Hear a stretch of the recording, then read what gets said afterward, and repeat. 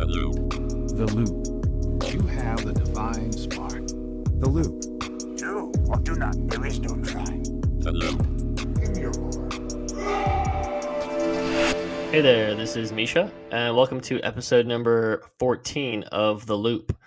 Today's guest is ex-Amazon recruiter, Tays Hire. And Tays worked as a recruiting manager for both the fulfillment center side of things as well as the corporate side.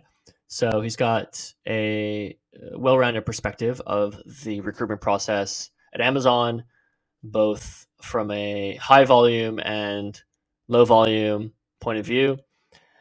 Today's conversation was really about very specifically Amazon interview process and how to apply for roles, how to get your resume past the screening stage, how to get on that first recruiter call, and then also how to approach that initial call with the recruiter. A lot of people often don't put as much preparation into that first call with a recruiter because, they're not the hiring manager and they don't have as much information or knowledge of that role. However, it's, even if it feels casual, it's actually quite an important part of the interview process. And, they end up really being your advocate for the role if you move forward. So Tays talks all about how to approach that relationship, how to prepare for that conversation, and much, much more. So if you are interviewing at Amazon, of course, this is super relevant for you, as well as really maybe any initial stage of any tech company, essentially, where you are talking to a recruiter. So without further ado, let's jump into it. Hey, Tays. How's it going? Good, Misha. How you doing? Doing all right, man. So excited to have our chat today. We were just talking before I hit record, and I was saying that I've spoken to a lot of people about Amazon and Amazon interview, but more on the sort of latter stages, like the final interview stage, the loop stage. But I haven't had many conversations about the sort of application process and the recruiter call and sort of really the earlier stages. So I was thinking that could be really interesting to explore today. But before we get into it, I'd love to hear a little bit about your background. If you could share for listeners, I know you were at Amazon for some time. Can you talk a little bit about your role at Amazon and what you were doing there?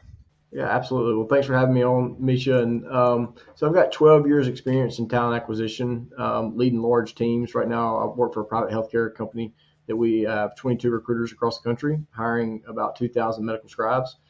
Prior to my current role, I was with Amazon for 2 years. I was a workforce staffing specialist, got promoted to workforce staffing manager. And at my time at Amazon, I was trained in the internal, making great hiring decisions. I participated in lots of loops, lots of hiring events at the fulfillment center, primarily non-technical roles. But and when I was at Amazon, I really learned, took my previous experience coupled with their training and really learned how to navigate the behavioral interview process, how to really extract information from candidates to make sure that it, fit what Amazon was looking for in that specific role. And, past behavior is the predictor of future success. And so that was my time at Amazon. I was in San Antonio, Texas, and moved for that position and had several direct reports and really, found a passion for, the behavioral interview technique and then helping others, get it. And so I've been with Karis now for over a year. And it's been fun. It kind of brings me back to my roots, right? The fundamentals and the foundation of where I started as a recruiter, helping people put together their, resume, LinkedIn, start the application process, like you mentioned, right? For Amazon specifically, navigate the recruiter call. The recruiter's like the gatekeeper, making sure that they get through that step to get to the hiring manager, and then obviously loop preparation, offer negotiation. And so through my time at Karis in the past year, I've been able to help several clients, reach their full potential and maximize and land that position of their choice at Amazon and maximize their compensation. Yeah, so basically, like, you were hiring a bunch of people at Amazon, and then now you're still continuing to help as a coach, as a career coach, and doing something similar. And I was curious about when you were a recruiter there, or you're like a recruiting manager, you had a team. Were you doing a lot of like high volume recruitment, like getting like thousands of resumes, or like what kind of roles and volume did you have? Yeah, great question. So my primary role was high volume hiring at the fulfillment center, so non-exempt roles, right? But I Hmm. quickly learned that the support functions of the fulfillment centers needed a lot of higher level positions, and I got Hmm. partnered in with our general manager at the time, Hmm. and she really helped me springboard that, the more of the corporate type hiring. So I'd go to Seattle trainings and started Hmm. participating in weekly hiring. So as far as high volume hiring, I did it on the non-exempt side. Hmm. As far as the hiring through the loop process, it was still high volume, comparatively speaking, but not to the extent of where I was hiring 12,000 warehouse associates on an annual basis. Yeah. So just what was the word that you used? You said non-exempt side. What was that? Yeah, non-exempt, right? Hourly warehouse workers, right? Both on the Oh, seasonal okay. and blue badges. So that was my primary role, right? But we had to do a lot of hiring to support that, and Hmm. so through that process is where I got trained on the internal loop interview, and that's where I started really participating in loop interviews for Hmm. Amazon and learned how Hmm. to do the behavioral interview process. Well, So, and I'm we had to do yeah. I had to hire for my team internally. Yeah. Yeah, I definitely want to talk about that. Just on the behavioral side, and get into the recruiter call and everything. But I'm really interested in that. Like you said, you weren't hiring like tens of thousands of people, but it was still like higher volume, right? In the beginning, it was like higher volume than like a senior, hiring senior engineers or directors, right? It's not like executive recruitment. So how did you guys handle how do you guys handle that amount of volume as a company? Like, how do you screen that many people coming in for, let's say, even like warehouse type positions, fulfillment center positions?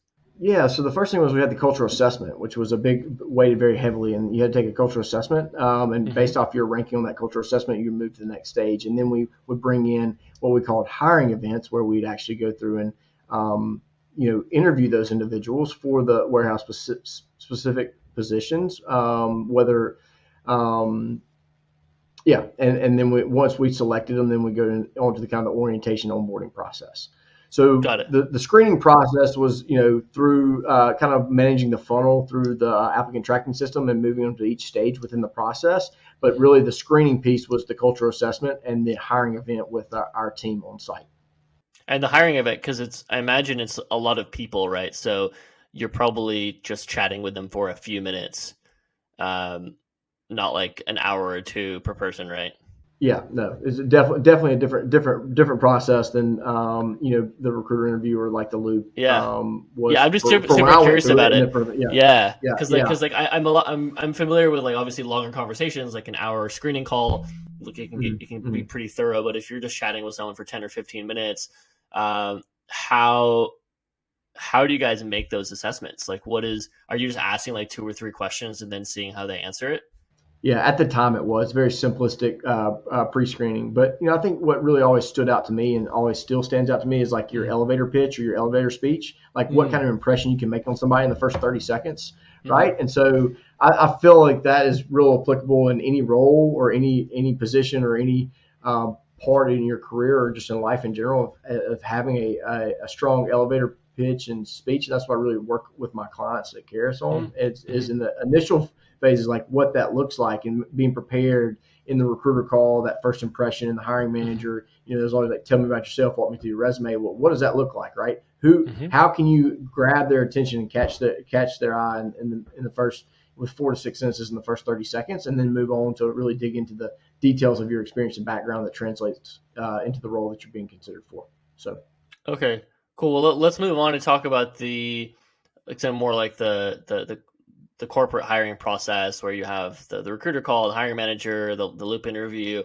So when someone is applying for a role, I mean, obviously you can get a referral, you can go to a hiring event. Maybe if you're getting your MBA, like there's going to be campus recruiting events. So there's these different ways that you can actually apply for a role at Amazon. But just assuming that someone is applying online, which I think there's millions of people that do that. How how are you guys screening this? Like, what secrets can you reveal? Yeah, no, great question. So I think it's pretty plain and simple. You want to look at relevant job titles and positions that match the role, right? You'd be surprised when you apply or receive an application how candidates don't understand that we're looking for like specific keywords like job titles, right? Years of experience. It's kind of a check the box type thing, right? Recent relevant experience. Education. You look at Amazon's job descriptions, right? And they have their minimum qualifications, their preferred qualifications, and obviously the first thing you want to be able to hit is those preferred qualifications because you're applying against the best and the brightest. And the best and the brightest are bringing to the table those preferred qualifications. So when you actually apply, my recommendation is you tailor that resume specifically to that position and highlight those preferred qualifications that you have that you bring to the table to really catch the eye of the recruiter when they receive that resume. So just to clarify, when you are tailoring this resume and you're applying, like the recruiter, you have a system, right? You have an applicant tracking system, which looks for keywords. So that's what you're talking about, keywords. And then is that being screened out if there are no keywords that match, or do recruiters still look at all the resumes? Like, where does the recruiter come in? Yeah, the recruiter looks at the resumes, right? And they're looking at it is still a pretty manual process. At least it was when I was there, and they're looking for those knowledge, skills, and abilities that translate to success. And another thing that stands out, right, at as a recruiter when you're vetting a resume is like the scope and scale of Amazon. Like the job titles don't necessarily translate.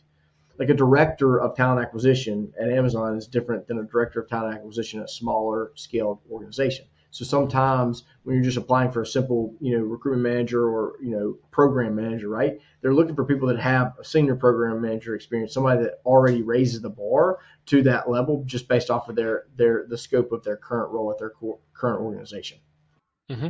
Right. So I guess the lesson there is don't get too caught up in the title, and also even consider the scope of what you're doing now and the fact that Amazon's probably doing it at 100 or 1,000 times the scale. So maybe that the title is less important, or maybe it's lower than you would expect compared to obviously a smaller mid-sized company. Yes, as I've coached here on Karis and starting to learn that's a big frustration on a lot of the clients is they don't want to feel like they're taking a step down in terms of just job position when it's really not. The actual the responsibilities at Amazon are, like you said, substantially greater, right? And it's going to expand their professional working experience and really help springboard their career. But going from a so to speak job position or title that might not be equivalent to what it is not necessarily a step down. It's all about at Amazon the scope of your work, right? And the type of work that you're doing for the organization. Got it. So one of these. So the first big tip here is to obviously use the basic keywords that match the job description. Don't just send the same resume for 10 different jobs. Like you have to tailor it. Is there anything else in the actual application process that you would recommend to clients, or just anyone that's applying for a specific role? Yeah, so my recommendation is Amazon makes the application process very easy, right? And so like it's really very straightforward. If you go in there and apply, you can upload a cover letter, a resume, and then you answer specific questions that are not necessarily related to the position, but in general just EEOC type regulation questions that have to be asked. So with that, what I always recommend is not applying, I've seen clients that try to apply 10, 15, 20 jobs and really just kind of throw a lot of resumes like out to the positions, but you want to take a much more narrow approach to the positions that are within the same org within Amazon and the same position and job title that you qualify for, and then apply to those. Another thing is you want to look for the ones that are the most recently posted, right? So there's ways to filter on the Amazon website to where you can see most recent and most relevant to what your keyword searches are, right? So you want to make sure that you're looking at all the job families and the positions and the org that they're in, and then how recently they're posted or updated to know that they're still actively in the hiring process for that position. The longer they've been out there, the more likely it is that they've got candidates slated for the loop interview or the loop process that they're really keying in on for those roles. I see. So if it's been on there for a while, then, or maybe like a few weeks or a few months, I mean, what is like a short amount of time? Can you be specific? And like, if it's been posted in the last 3 months or 6 months, or how do you define that? Yeah, if it's posted, it's still open. So let me be clear, right? Yeah. If it's still available, right? But there's Yeah. different places in the process that the candidate might be, and obviously minimizes the chance of you getting there. But a good rule of thumb of how long they've been open or recently updated to apply, and I typically say within the last 30 days is usually a good rule of thumb to follow. Now, each position, each hiring manager, each role can be different, so it's not going to be exact science. But I think that's just generally increases the likelihood of you still being considered entering the position at the right time. So, yeah. What else? So we've got the keywords are pretty important. There's a site that I usually recommend called jobscan.co, and that's basically a site where you can put in your resume and the job description, and it sort of tells you what keywords are missing. Okay. So that's a good one. Are there any other tips you have on the actual resume? Not specifically on the resume. I was just going to talk through trying to network and knowing like referrals and through your professional network. Yeah. I think it's just I'm a firm believer in, if you're in sales, right, a cold call is not going to be as successful as a warm call, right? Same thing with an application, a cold application compared to maybe somebody that would, introduce you to the hiring manager, introduce you to the recruiter, or recommend you for a role.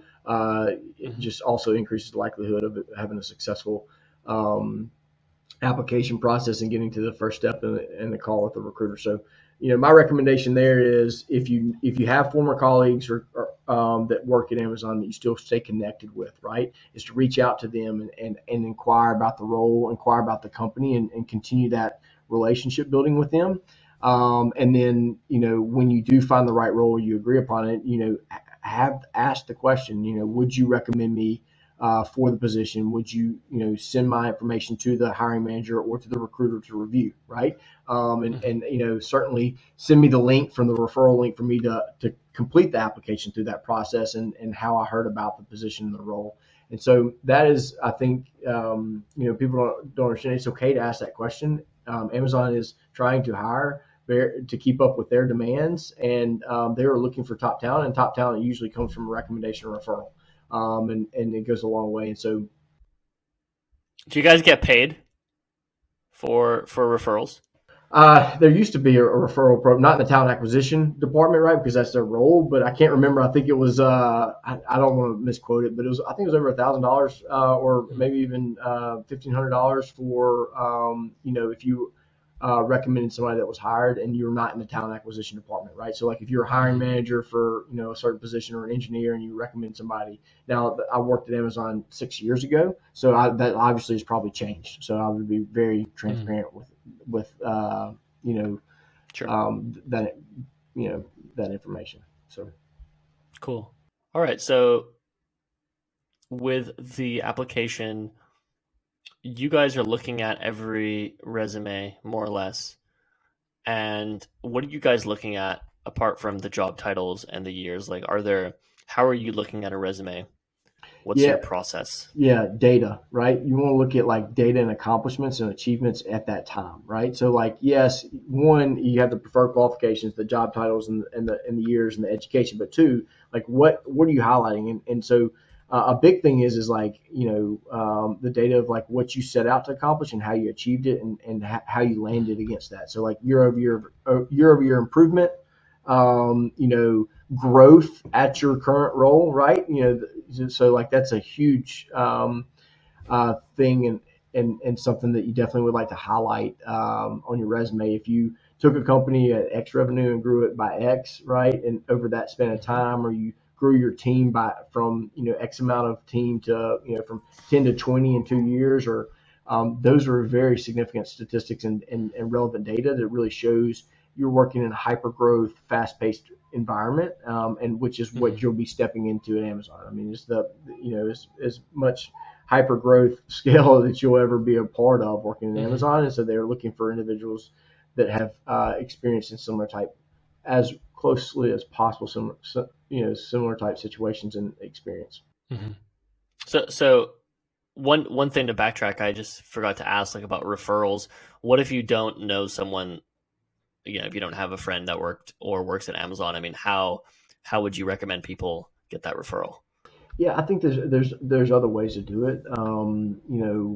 If you have somebody within your LinkedIn and your professional network, right, that's an acquaintance or ask for an introduction, right, or sometimes there's the whole first, second, and third connection on LinkedIn really kind of is similar to how um, you know professional networking works in general. And so there could be a second or third connection that you have and ask for the introduction and try to, and just look for like an informational type call, right? Or informational type email, just to kind of give them your elevator pitch, who you are, what you're looking to accomplish, why you're interested in it, and then see if they can give you any feedback of how to navigate that process too, right? And so they might, point you in a different direction or a different individual. And you don't want to be spammy or aggressive, but you just want to come at it from a very genuine place of that, like, I'm truly interested in working for Amazon at this role. This is why I think I'd be a good fit, and any help would be greatly appreciated. I know you're a friend of so and so's. So that's one way. If it's not a referral or not a recommendation, then I think it's just matters of going back to the drawing board of like, hey, and you don't have to know somebody at Amazon or don't have to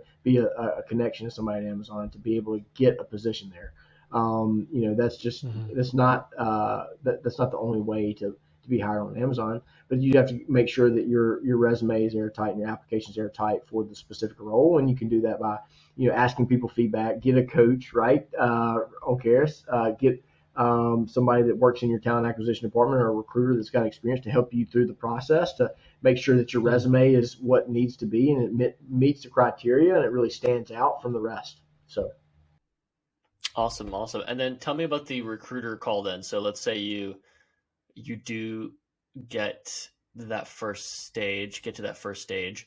How long does it usually take for a recruiter to actually get back to you? Like, on average, so like a week or a month, or yeah, does it just it's pretty. differ? It differs by position how long it's been open, but I typically think that if you're a real fit for the role, it's in the first 5 to 7 business days that they're at least reaching out to you, to depending upon their priorities and where the requisition is in the hiring process. But the recruiter call is it's not as much the behavioral type as it is the functional type fit, right? So they've qualified this requisition with the hiring manager, and they know what key criteria that the hiring manager is really keen on, what leadership principles they want to focus in on, why that's important, what they feel like translates into success in that role, and who their top performers are, and what they those candidate type profiles. So the recruiters kind of qualify that requisition with that, and they generally have a rapport with that hiring manager because they're working all those requisitions for that hiring manager, and they know that team very well, and so they know what they're looking for. And so the recruiter call is going to be more on the functional fit, right? Like, can they do the central functions of the position? Will they raise the bar based off of their background and experience, and will they catch the eye of the hiring manager? And so that's going to come into, like, your elevator pitch. You're walking me through your resume. Tell me about yourself, why Amazon, why the position interests you. It's going to talk about, like, your recent relevant experience, your scope of your current role, any data, like, hey, most recently I managed a team of X amount of engineers or X amount of talent acquisition professionals, and they really start to understand that that's like, okay, now that I've got Misha on the line, right, and the job titles aligned, but not only that, like, he's actually managing 15 people more than this role requires, right? He's actually been in a position where he's been able to grow the department or grow the revenue or grow the team or innovate or develop a process that was very impactful and meaningful for his current role in the organization.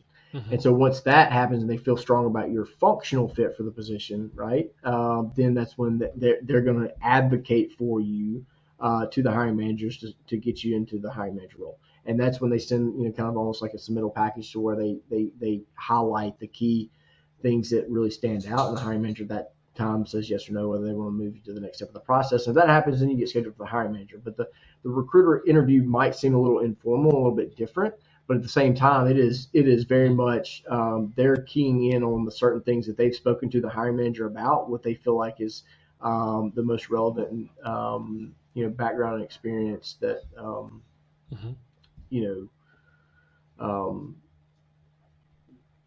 translates to success for that specific position. So walk me through the actual resume review, because you said one of the things that recruiters do in this call is they'll go through your resume, right? Mhm. What does that actually mean? What does that look like? What does a successful run through of a resume look like? Yeah, no, I think each is different, right? But a successful run through is where you really you talk about your education and you talk about what you've been doing most recent and relevant, right? Like so, always I kind of think of it Do you like start with most recent? so I recommend, yes, I recommend like you give them a high level, real quick snapshot. Like I've got 25 years experience in engineering, MBA educated, bachelor's, but most recently I've been at X company, right, in this role, and this is kind of what I've been tasked with in this role. And then prior to that, or you can, that's one way to do it, especially if you've been in a company like more than 5 years. You want to really key in on that because that's the most recent relevant experience that they're going to be keying in on. Now, if you haven't, then you can also talk about like I've had a progressive career, right? And you can take that approach and you can say, in the past 10 years, I've had a progressive career in talent acquisition where I started as a recruiter and I was promoted into, and promotions and career accolades and accomplishments go a long way for a recruiter too, because obviously a company is not going to promote underperforming employee. They're going to promote the best that they have, and they're going to reward that performance at their organization. So highlighting the career progression, highlighting any promotions or accolades or awards or achievements, recognitions that you've received, and then what it is that you've been tasked with for that organization and how you not only did that, but you took it to a whole other level and went kind of beyond the scope of your role. So That makes sense. And then how long does it last? Like an hour? That well, call? it depends on the recruiter, right? I mean, I think a minimum of 30 minutes, but it can last up to an hour, right? And so you want to be prepared with questions to ask the recruiter, right? You always want to end any interview within the Amazon process, but even the recruiter with some questions, because you always got to keep in mind you're interviewing them just as much as they're interviewing you. So have really thought-provoking questions that really will help. You get a better understanding of the position, the hiring manager, the team, what's going to be expected of you, so you can continue to build that journey and prepare for the next steps in the process. What do you think are the biggest mistakes that people make in this recruiter call? Because you've had a lot of these, right? And then it sounds like you follow sort of a similar structure in trying to explain the role to them and then asking them specific questions around their resume. So you sort of do this run through. You've done this run through many times. So what mistakes do you see people make here? Yeah, I think I think they're obviously always pretty nervous and have a hard time like articulating what they really have done. I think repetition and practice is kind of hard to talk about oneself, but you have to. I mean, and you can do it in a humble manner, not to where you're too overly confident.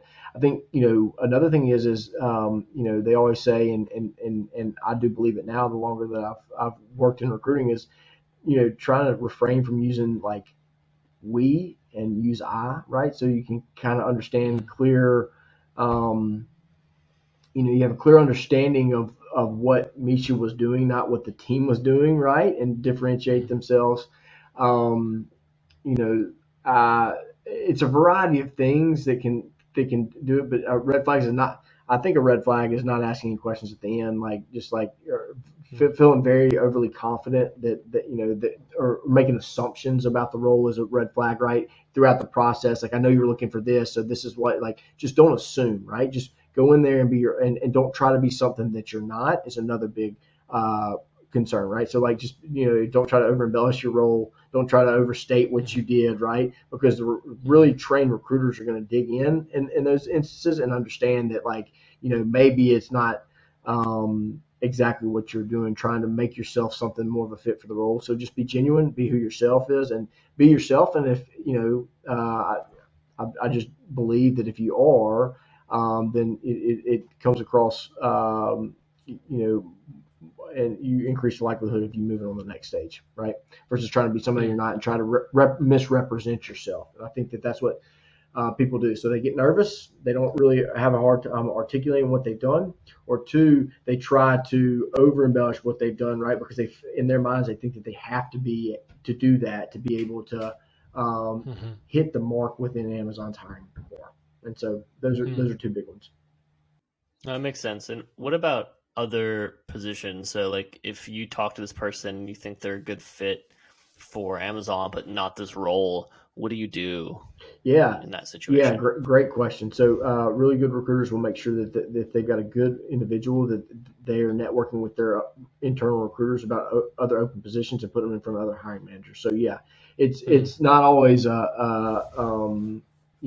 and actually my Amazon hiring process happened that way. When I went to Amazon, I was actually being considered for a different role, and the recruiter did an excellent job and put me in for a different role based off of what Amazon was really looking for. And that's why you don't ever want to assume that that's it. And it's actually not a negative to be considered for a different role. Like, don't think of that as a rejection as a candidate. Think of it as an opportunity that recruiter is actually putting you in for what's going to be a better outcome for you in the long term, because they understand what the hiring managers are looking for. And it's, like I said, it's not negative. And you just, in those cases, you want to learn more about that role and seek to understand more and get the information and be considered for that if that's truly what you want to do is work at Amazon. So yes, hiring managers and recruiters can change what positions you're being considered for all the time, and they want to put the right talent in the right spot. And so they do a good job of doing that. And that's through on the back end, the recruiters working with other hiring managers and other requisitions that they have on their plate, right, as well as other recruiters that they're aware of. So yeah, that's good to know. I mean, I think definitely that happens a lot in big companies where, yeah, the person's a good fit, but not for that role. So what would you suggest in the case that you come across a recruiter who's not as helpful, right? Because, like, obviously Amazon's big, and like you said, a great recruiter should help out, but maybe they don't, and so then you just get rejected. But in reality, maybe you could get another role. So, like, how do you know whether you should reapply for a different role after you get rejected in the recruiter call? Yeah. Great question. I don't, you know, So reapplying for a different role or the same role, I don't think that there's any concern with doing that, right? And putting yourself back out Okay. there, right? I just think that there's an opportunity for that very instance that maybe there was another candidate that was further along in the process, or that there was, a recruiter that wasn't privy to other openings or positions and just saw that rec and just closed it out and moved on. So I never let any rejection at Amazon be a deterrent. There are many people that, I mean, you mentioned that they're receiving millions of resumes on a daily basis. Just to get noticed on the front end is a huge accomplishment, right? Then to get then to prepare and get to the recruiter, you want to use it as a touch point and an opportunity to build rapport with somebody that maybe not there. You can check in with them later down the road and say, hey, I've noticed this position's available. I'd send them a direct email like, I'm also interested in this opportunity. Would you consider me for this? And how do you recommend I apply? And you get their feedback, and they will say yes, or they'll point you in the right direction of the recruiter who touch base with about that specific role. So I think rejection is quite common. It takes a lot of people several attempts to get through the entire Amazon process before they're actually hired, and it is because it's so common. You shouldn't take it personally, and you should continue Yeah. to be persistent, and it'll pay off in the end. So what about this, like, relationship with the recruiter? Because obviously, you're helping this person along on their through their interview process, and you're advocating for them, and then once the offer comes around, then you're helping them with that. So from a candidate's perspective, you know we don't really know, or someone doesn't really know what is the best way to um act or leverage the recruiter. Like, how should I see this relationship as a candidate like, how do I see this relationship with a recruiter? Is this someone that I need to be updating every day?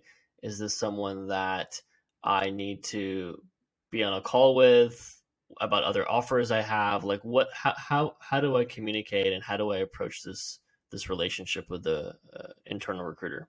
Great question. I think each recruiter is engaged. You mentioned good and bad recruiters, right? And not just specifically Amazon, but everybody likes to be engaged differently, right? And I think you have to understand how they prefer to be engaged, right? I don't think updating daily is the best thing because they are balancing a lot on their plates, right? With and have very high expectations set for them. But my recommendation is to check in periodically if you haven't, if you're, it depends on where you are in the process, right? But if you're still being considered, right, using those opportunities because they're going to be an advocate for you, and they also want to make sure that if you get to the end, they want to close you as a candidate. So they're going to be comfortable, answering your questions, helping you understand, giving the resources, right? Like if you go through the Amazon interview process, they're going to give you lots of resources, internal resources to review. Make sure you prepare for that, ask questions around that. And then as far as if you aren't selected for a position, then it's okay, and when I say periodically, it's not weekly or something, but every couple of weeks to check in and say, hey, look, I found this position. Is this something you think I could be a better fit for? Amazon's policy is they can't give you direct feedback on why you were not selected. Okay, but they definitely and they won't. And I think that's a big frustration. But at the same time, it doesn't mean that you can't ask if this would be a fit for you based on your background, or ask those types of questions to the recruiter if there were other positions that they would recommend you for. Because remember, they're trying to also fill the position and hire the right talent for their hiring manager, and so they want to continue to advocate and build rapport and have as much information about you as a candidate as possible. So when the hiring manager asks the questions when they get to that process, that they're able to clearly outline that for that hiring manager, so they can get you in for the next step of the process. Yeah, that makes sense. And yeah, I think apart from that relationship with the recruiter, are there any other tips on that first call you have with the recruiter? I mean, we went over a few, but are there any other sort of um, pieces of advice you have for really nailing that call? Because I think I don't know. I actually don't know if you have the stats on this or if it's even something you can talk about, but you have this funnel, right, of people applying, and then the recruiter call, and then hiring manager loop offer. And I think that the funnel from application to recruiter stage, like who actually gets an interview, is a very, very small percentage of people actually get the interview because there's millions of people applying. So statistically, you know, most people are not going to get that first call. But then I guess after the first call, more people will get that second call, and then some, maybe a quarter of those people will get to the final interview. So I think there's some statistics there, but are the odds pretty good at that point with a recruiter call? Yeah, I mean, I think that they're much better. Yes, I don't know the stats either, but yes, if you get that opportunity, that touch point, then it's game on, right? So you need to make sure that first call is you're bringing your best, right? You've gone through some interview preparation on your own, right? You made sure that you fully understand what you need to highlight, and prep for that call. I think you need to have I'll look at it as a story of beginning, middle, and end, right? The beginning is that first impression, that elevator speech. The end is the interview questions, right? To leave on a positive note. And then I'm still a firm believer in sending a follow-up email to the recruiter after the fact, just, simply stating, thank you, name and position, and like a quick, not just, thank you for your time and the opportunity to interview, but put a thoughtful 4 to 5 sentences in there, why you appreciate the time, why it validated why you want the position, why you think you're a good fit for the role, and looking forward to the next steps in the process. Yeah, there was something you said also that just caught my attention about the feedback, right? And just to go back to what you're saying a minute ago, if you don't, if you don't get it accepted, you get rejected for that role, they're not going to tell you why.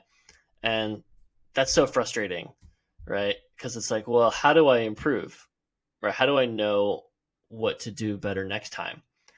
And it sort of feels like leaving people in the dark. But like, what can you do, right? Like, what can you do as a candidate the second time around to make sure, or maybe is there a way to get some idea of maybe what went wrong, or is it just not, it's just like not It's possible? hard because you don't really have a witness there, right? And it's just you and the recruiter. It's your own personal feedback or the recruiters, right? And so I mean, it's a very black and white interview process and a fair process, but yeah, it's a great point. You don't have any way to really understand maybe where you didn't someone. Now a lot of times when I speak to candidates after the fact or clients now, right, they have a pretty good understanding. Like, I got this question and I wasn't sure, and then they started probing or they started asking the questions. I just felt like I didn't do well, and then I just kind of shut down, or so they have an understanding at some point. It's the ones that the candidates that like feel like it went well, right, and had an answer for everything, right, and thought that the position, that assumption piece, right, assumed that they're the perfect person for that role. Those are the ones that's harder for them to do. And what I would just recommend in anything, right, is practice helps, right. And so for the next step and the next go around, right, rejection, regardless you got feedback or not, practice, right. Go through multiple, mock interviews with friends, family, right? Just lay out the questions out there, have them ask you, because it's one thing to write it out. It's another thing to put it into play and then getting feedback while you're in the game, right? And getting that and so to speak. And so I think that's all you can do at that point, right?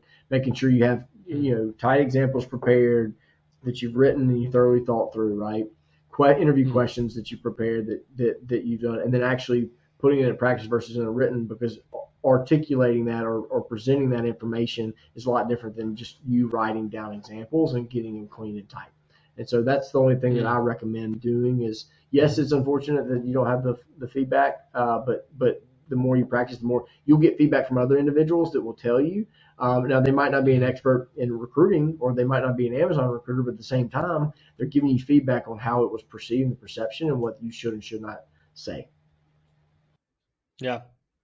That makes sense. Yeah, it's just getting it out there and actually practicing. It's even for that recruiter call, I think a lot of people will practice for the final stages because it seems like it's going to be more difficult in a way, right? There's several hours, but I think even for this initial call, you should be doing some practice of the elevator pitch, like you said, and going through your resume and make sure it makes sense.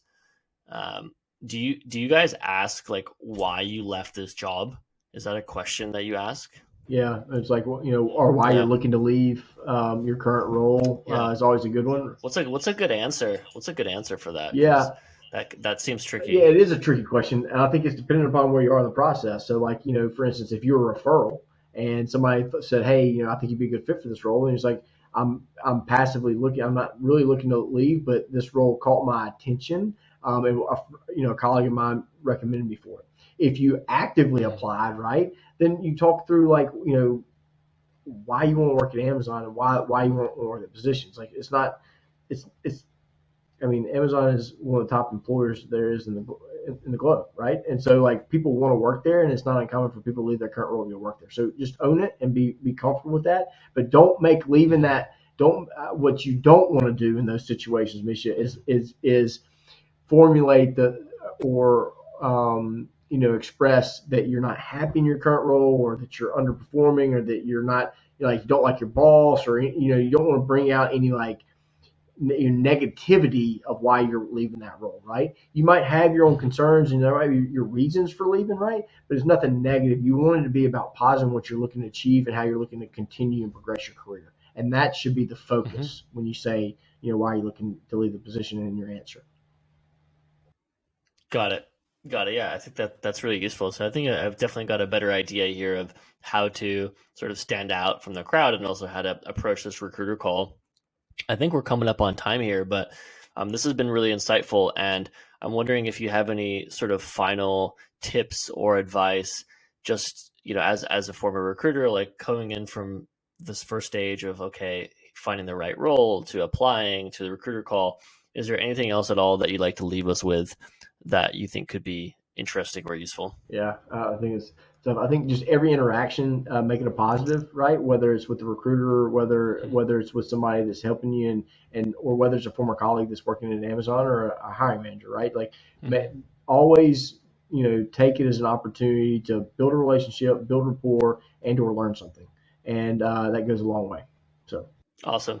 All right, Tays. Well, this has been fun. I appreciate your time and your tips. And I will, of course, link back to your coaching profile if anyone wants to talk to you about this in more detail, or maybe they have a recruiter call coming up they want to prepare for, so they can talk to you about that. All right, man. Thanks so much. All right. Thanks, Misha. All right, take care. Alrighty. Well, that about wraps it up for today. So hope you enjoyed that conversation with Tays. And if you have an interview coming up, if what you heard today in the conversation was interesting, then I would definitely recommend a chat with Tays. He can help you out with your resume, to prepare for the recruiter call, to prepare for the final interview, anything in and around the Amazon interview. So feel free to set up a call with him. And if you have any feedback, questions, comments on this episode, please drop me an email. It is in the show notes as well. Or if you're watching this or listening to this on YouTube, then you can just pop a comment. And I think that's pretty much it. I have been interviewing people, quite a few people, about Amazon. So I realized that this conversation, as well as 3 or 4 other conversations, have really been around Amazon. So I think that we have more or less covered that, except more or less covered Amazon interview stuff, apart from maybe the offer negotiation side, which I will also likely do one episode on. So I think that really should cover all the bases and be a pretty good resources for anyone listening who has an interview coming up. So if there's anything you feel I missed, then yeah, let me know.